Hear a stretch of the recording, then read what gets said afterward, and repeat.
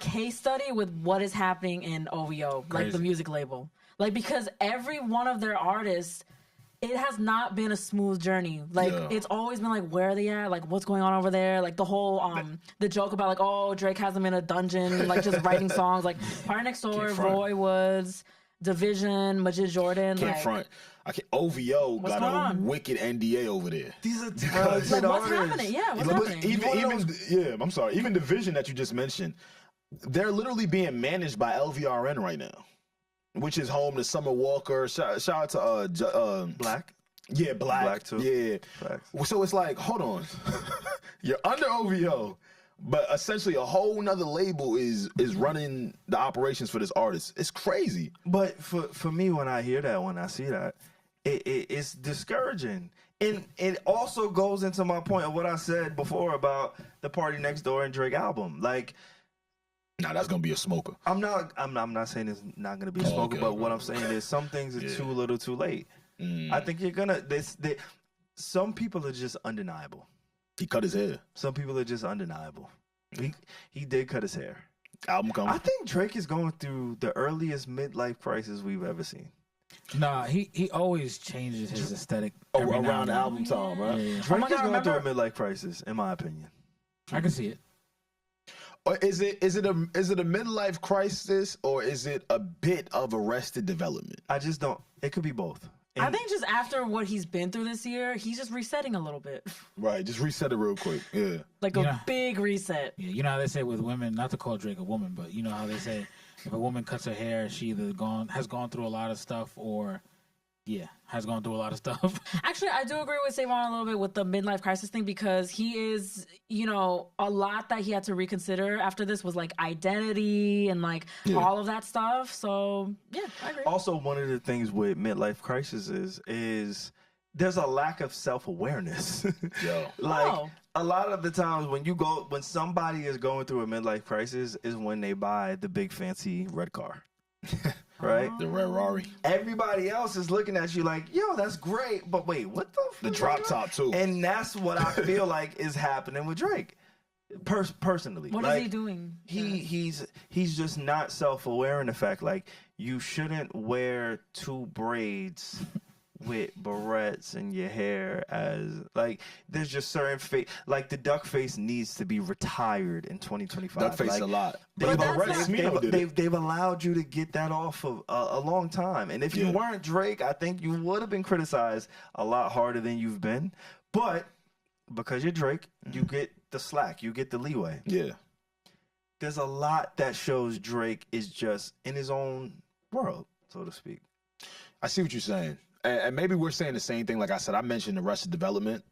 I think it's a bit of that because I see a dude who he doesn't want to really embrace going into his 40s. For sure. You see, you did say this with the project. I don't know if it was For All the Dogs or something, but like the shit that he was rapping about. And I loved For All the Dogs, but I'm a little younger than you know what I'm saying? But to realize and understand that, oh wow, this is the content you're kind of still in your life. Because again, art imitates life, right? So if this is the art you're putting out, I'm not mad at it. It just is a reflection of what's going on right now. You know how you avoid that?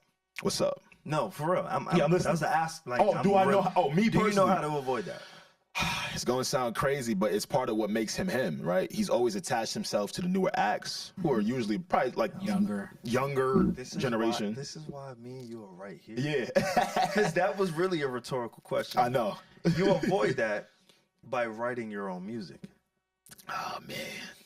I mean, he does. Not all of it these days. And your own experiences. And your own encounters. Yeah. And honesty. And we got that on a lot of the early projects. Are you saying he's not writing his own shit? No.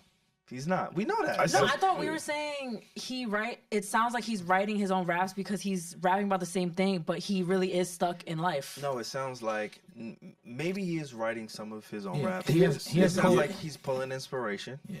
It sounds like other people are collaborating with the writing that he's doing. It sounds like he's taking verses and styles and people flows. It sounds like he is pulling from other resources to get the product that he's putting out today, which may not be resonating in a way that people want it to resonate.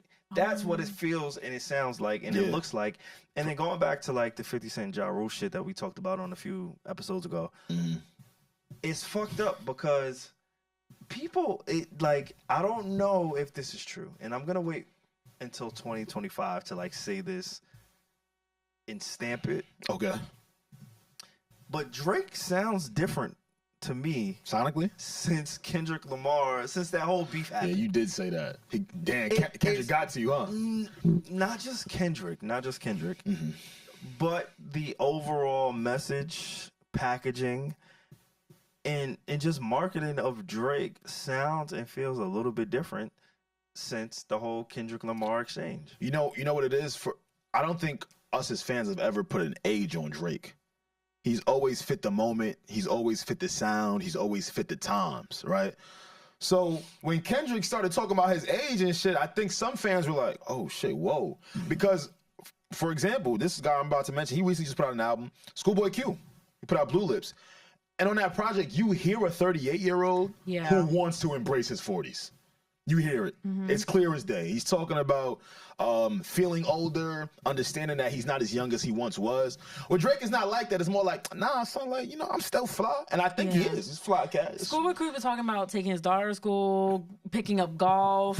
Like, I personally love it. Right. And Drake has mentioned his son in music, right? But not the same way like a Schoolboy Q would be. And they're the same age. Yeah, he had his son in the whole video. For the Charlotte one. Oh, he did. Wait, Drake is 38? Yeah. Holy shit, man. Yeah, they're the same age. He's a real millennial. Yeah, for sure. It's giving millennial. Oh my God. When SaVon, I was like giggling to myself. When SaVon was talking about how like it sounds like Drake is, trying to emulate the styles of these younger artists that he surrounds himself with. Yeah.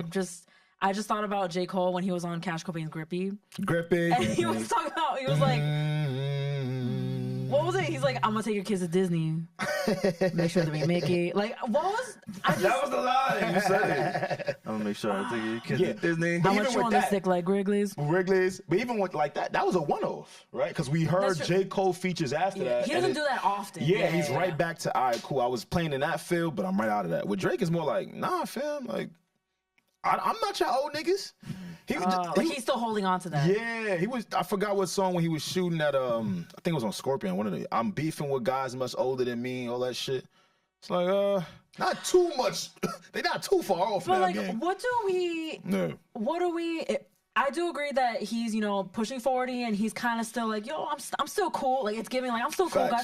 I can still hang. But like, what else do we want from him though? Like I said what if that's truly him? Like this personality he has, like, is truly him. But Regi, you know what's crazy? I said that, right? I said art imitates life, right? And it's a reflection of what you're going through right now. During the rap battle, I mentioned this here. I was like, it's so ironic that we received his most introspective music early on in his career, right? Usually it's the other way around.